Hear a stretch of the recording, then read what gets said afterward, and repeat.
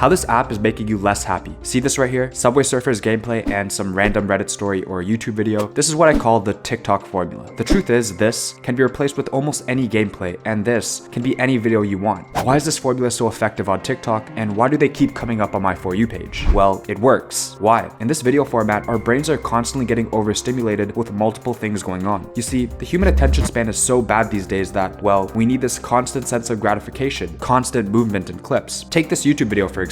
I can't even go 5 seconds without changing the scene or having text pop up in your face, because if I did just this for 5 minutes long, well, you guys would get bored and click off. The same thing happens in TikTok, except to an even crazier extent, because unlike a YouTube video where you need to scroll your mouse and actually click a button to click away, on TikTok, all it takes is a simple swipe, and believe me, we love to swipe. On average, humans swipe 163 times a day. Okay, maybe I just made that statistic up, but it definitely seems plausible. The average daily amount of time spent on TikTok is 52 minutes. I mean, that's at least 100 swipes. And each swipe gives us a boost of dopamine as we are fed new content, new experiences, a new rush.